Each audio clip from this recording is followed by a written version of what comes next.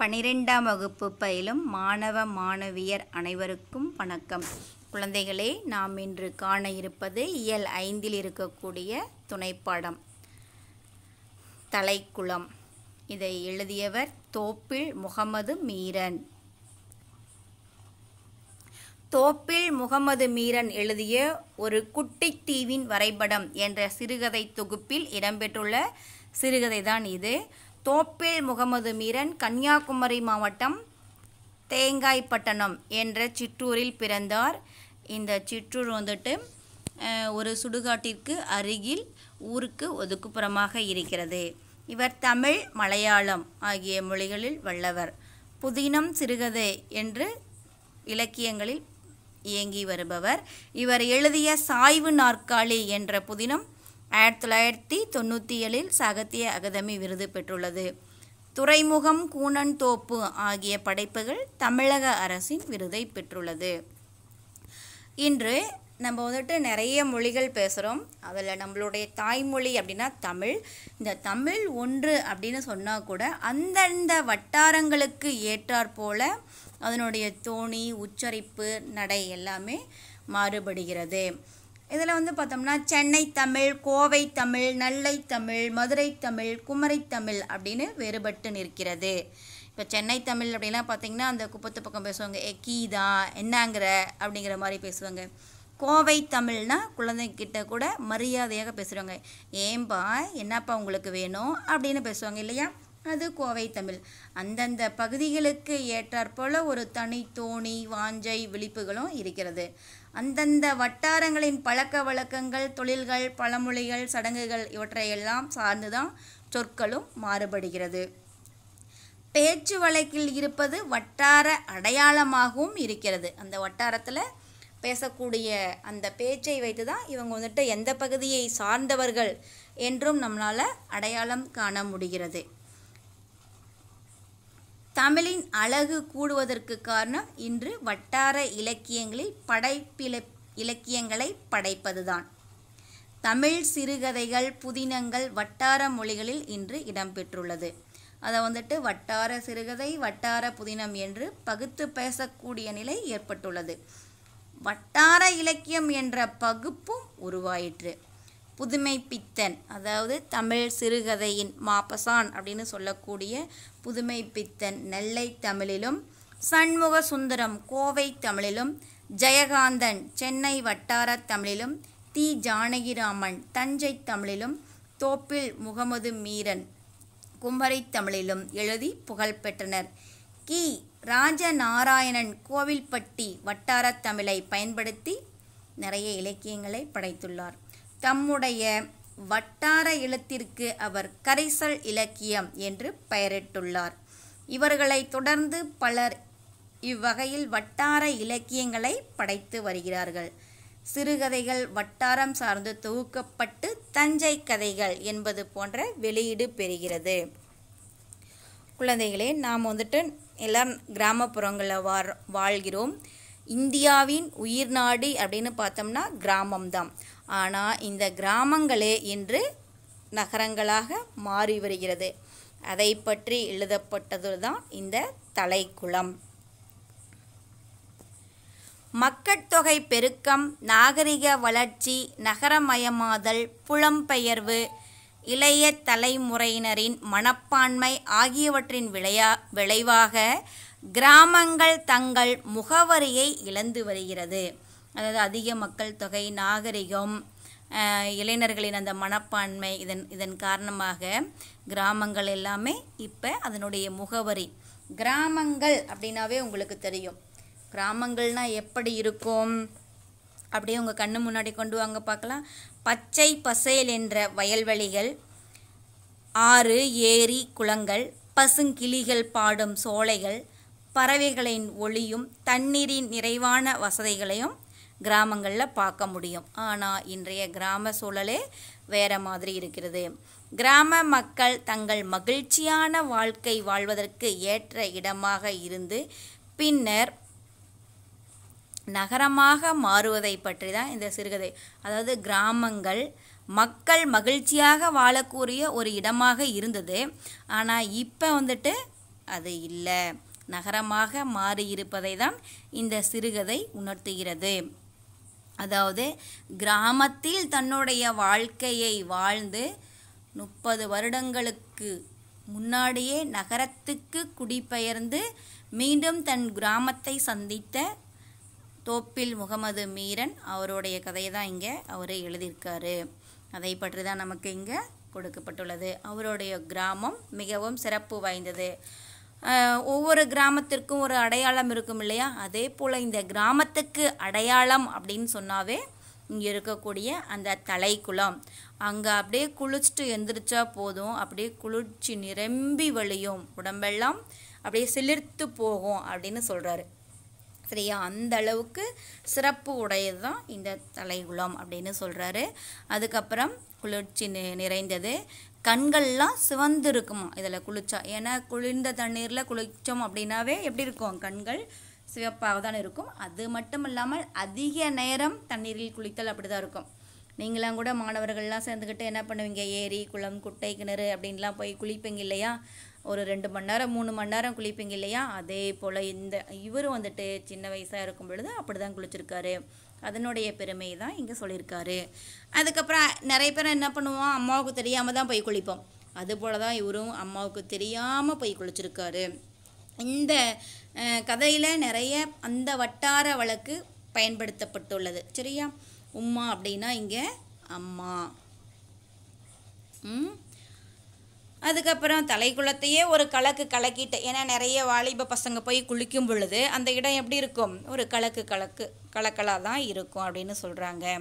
அதுக்கப்புறம் அம்மாவுக்கு தெரியாத மாதிரி நல்லா தொடச்சிக்கிட்டு எப்பயும் போல தான் வருவார். இருந்தாலும் அம்மா கண்டுபிடிச்சிருவாங்க. ஏன்னா இவருடைய கண்ணை பார்த்து, கண்ணு சிவப்பு நிறமாக இருப்பதை பார்த்து உடனே ஒரு துண்டை கொடுத்து தொடச்சிக்கிட்டு வா அப்படின்னு சொல்லுவாங்க. அதுக்கப்புறம் இந்த தலைக்குளம் எப்படி இருக்கும் அப்படின்னா, தென்கரையில் பெண்கள் குளிப்பதற்கு ஒரு இடம் இருக்கும், துணி துவைப்பதற்கு அப்படின்னு கற்கள்லாம் நிறைய போடப்பட்டிருக்கும். எப்பயுமே நிறைய பெண்கள் என்ன பண்ணிகிட்டு இருப்பாங்க, துணி துவைச்சிக்கிட்டே தான் இருப்பாங்க. அதனால் அந்த சத்தம் எப்பயுமே கேட்டுக்கிட்டே தான் இருக்கும். வடப்பக்கம் ஆண்கள் குளிப்பதற்குன்னு இடம் இருக்கும். அதுக்கப்புறம் தலைக்குளத்தை ஒட்டியவாறே நிறைய வயல்வெளிகள் காணப்படுகிறது. ஆம்பல் மலர்கள் தலைகுளத்தில் படர்ந்து காணப்படுகிறது. அது பார்ப்பதற்கு மிகவும் அழகாக இருக்கிறது. அது மட்டும் இல்லாமல் இந்த தலைகுளத்தை ஒட்டி வயல்கள் இருக்குது இல்லையா, அதுக்கெல்லாம் ஒவ்வொரு பேர் வச்சுருக்காங்க. இப்போ நீங்களே வந்துட்டு காட்டுக்காரவங்களாக இருந்தால் உங்கள் தாத்தாவோட பேர், அவங்க தாத்தாவோட பேர்லாம் அந்த காட்டுக்கு வச்சுருப்பாங்க. ஏன்னா கிராமம் அப்படின்னா நிறைய வயல் இருக்கும், ஒரு அடையாளத்திற்காக அப்படி வச்சுருப்பாங்க. அதே போல் தான் இங்கேயும் வச்சுருக்காங்க. கன்னியார்கோணம் ஏலாவயல் அப்படின்னு சொல்லி இந்த தலைகுளத்திற்கு அருகில் இருக்கக்கூடிய வயல்களுக்கெல்லாம் பெயர் சூட்டியிருக்காங்க. 4 எருமை மாடுகளை ஒரே கயிற்றில் கட்டி சுற்றிவிட்டு மிதித்து சூடு அடிப்பார்கள். எருமை மாடுகள் சுற்றி வருவது பார்க்க ரசனையாக தான் இருக்கும். என்ன பண்ணுவாங்க, அதுதான் கண்ணே, இந்த நெல்லெல்லாம் அறுவடைக்கு அப்புறம் கொண்டு வந்து கட்டி களத்து மேட்டில் போட்டு என்ன பண்ணுவாங்க, நெல் அடிப்பாங்க இல்லையா, அந்த நெல்லோட புல்லெல்லாம் என்ன பண்ணுவாங்க, மாட்டை வச்சு மிதிக்க விடுவாங்க. அதுதான் இங்கே சொல்லியிருக்காங்க.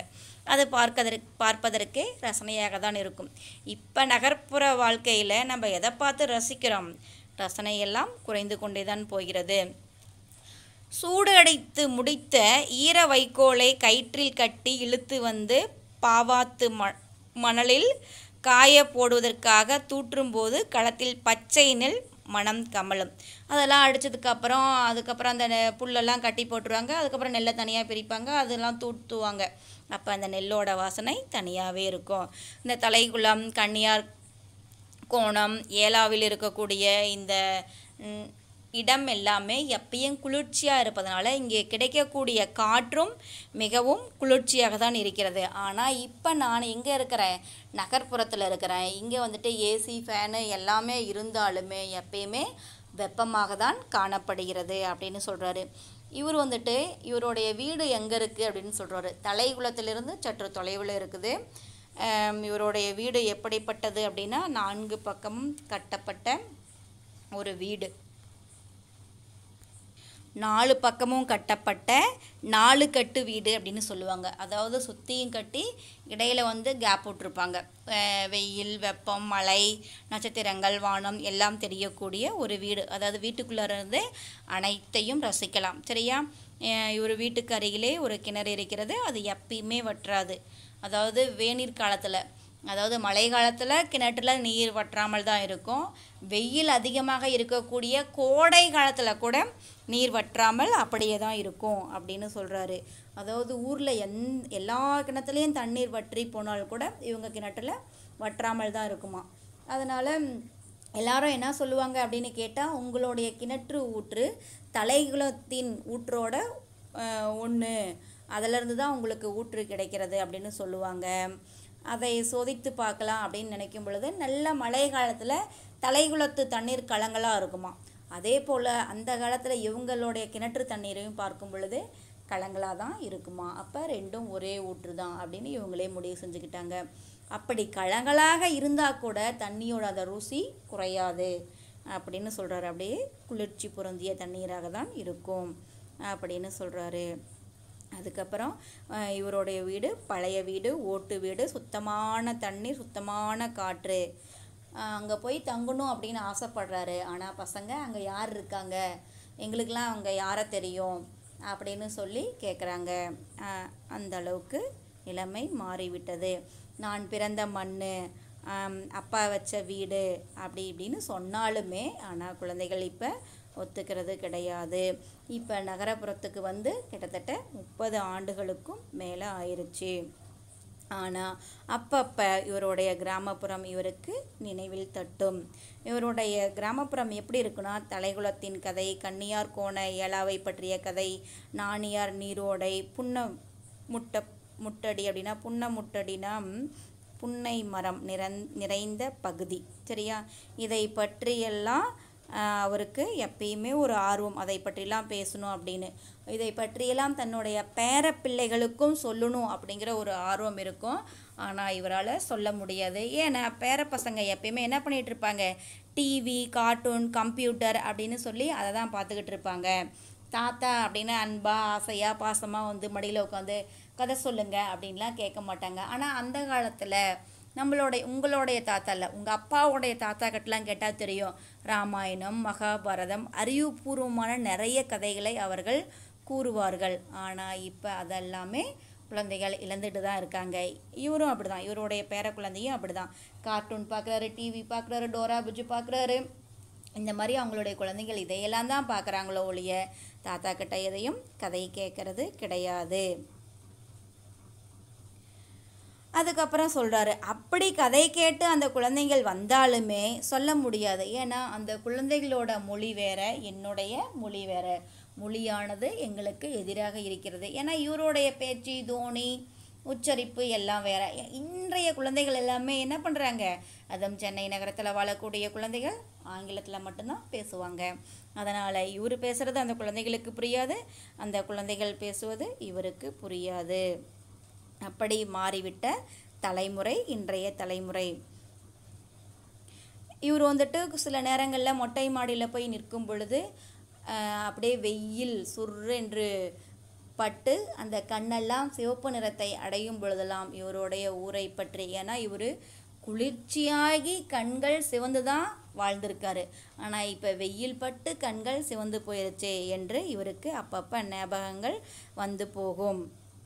அதுக்கப்புறம் இவருடைய மகன் சொல்கிறாரு, தரகர்லாம் அந்த காலத்தில் பார்த்து வீட்டை விற்றாங்க, இப்போல்லாம் அதெல்லாம் முடியாது.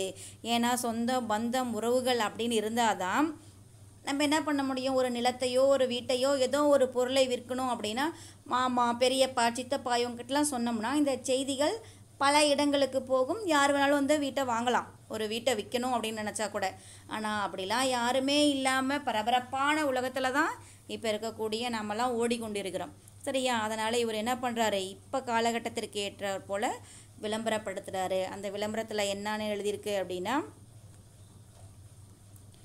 ஓடு வேய்ந்த 4 கட்டு வீடு, ஈட்டி மரம், எந்த வறட்சியிலும் வற்றாத கிணறு, ருசி மிகுந்த தண்ணீர், பக்கத்தில் எப்பவும் தண்ணீர் ஓடும் வாய்க்கால் அப்படின்னு சொல்லி அவருடைய மூத்த மகன் ஒரு பத்திரிகையில் விளம்பரம் கொடுத்துருக்காரு அந்த வீட்டை விற்பதற்காக. 2வது நாளே என்னாச்சு அப்படின்னா, ஒரு ஓய்வு பெற்ற நீதிபதி நகர வாழ்க்கையை அழுத்து கிராமத்தில் போய் வாழணும் அப்படின்னு ஆசைப்படுறாரு. அவர் இங்கே வராரு. வீட்டை பார்க்கலாமா போகலாமா அப்படின்னு கேட்குறாரு. காரில் தான் வந்திருக்காரு. சரி நம்ம கார்லேயே போகலாம் அப்படின்னு முடிவு பண்ணி கிளம்புறாங்க. இவர் சொல்கிறாரு, பழைய 4 கட்டு வீடு, கொல்லம் ஓடு, கிணறு உண்டு, எந்த வறட்சியிலும் வற்றாத கிணறு அப்படின்னு சொல்கிறாரு. அதுதான் எனக்கும் வேணும் அப்படின்னு சொல்கிறாங்க.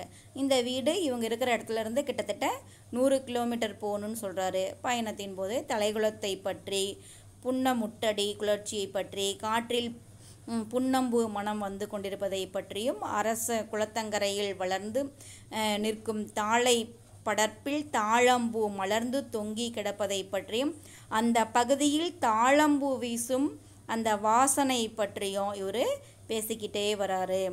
இரவு நேரங்களில் பறவைகளின் என்னது சலம்பல், அந்த சத்தம் சரியா பாடலாக ஒலிக்கும் அப்படின்னு சொல்லி இவர் சொல்லிக்கிட்டே இருக்கிறாரு. அதை அவர் ரசித்து கேட்குறாரு. அப்படியா அப்படின்னு அவருக்கு ஒரே சந்தோஷம்.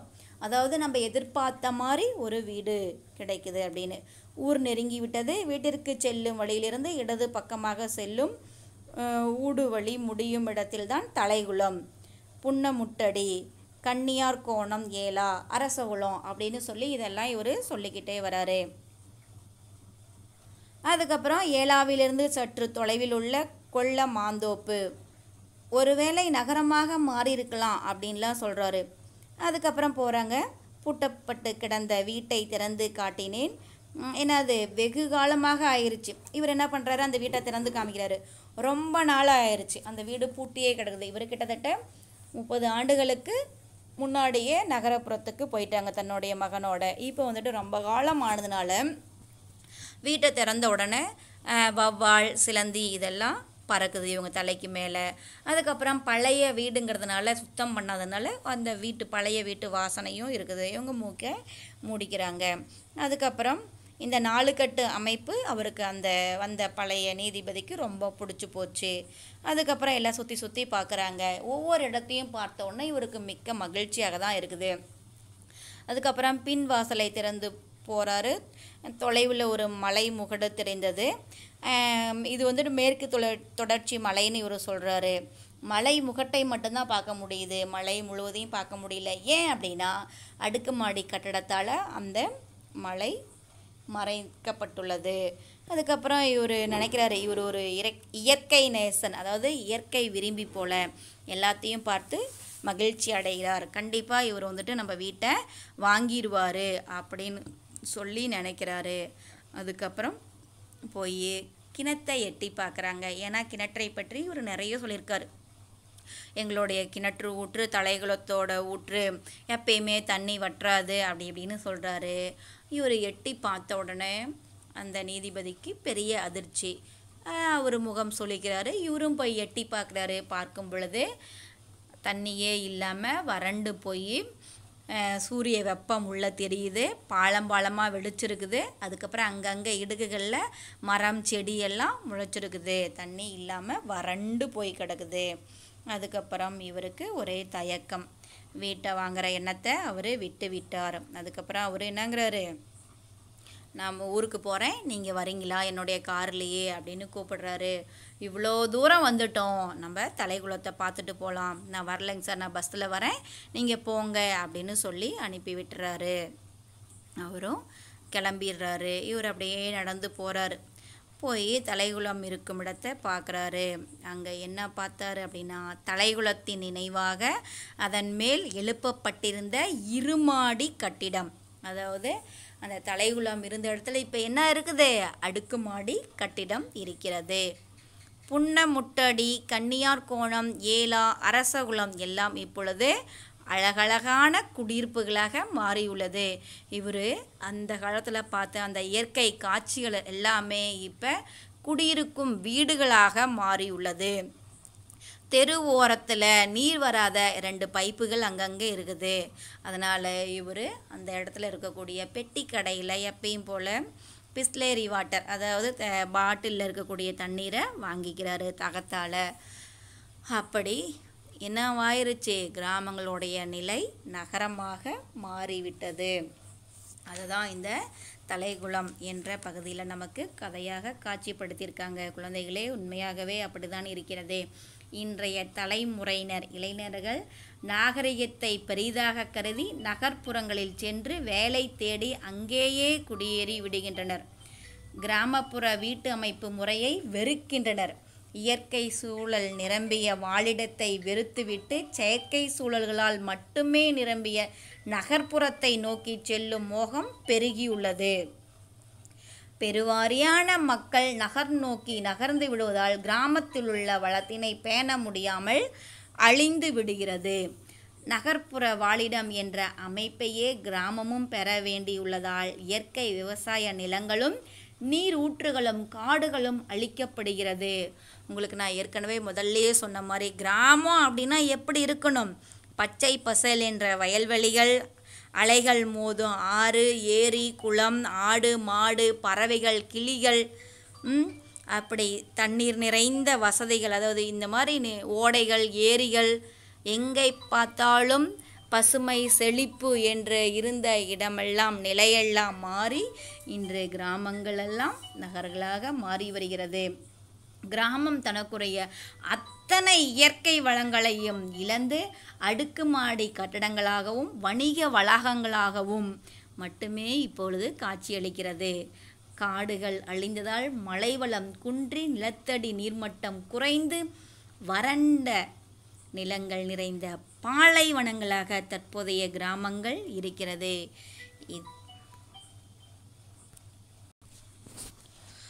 ஆகையால் குழந்தைகளை அழிவிலிருந்து நம்ம கிராமத்தை காப்போம்.